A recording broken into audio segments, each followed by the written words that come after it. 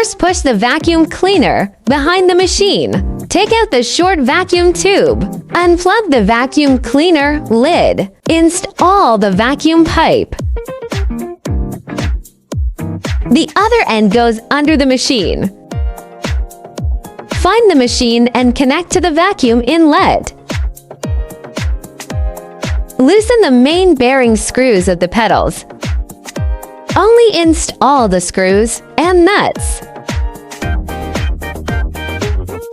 Then you can directly plug in the vacuum cleaner. The distance can be adjusted at will in the same way on both sides.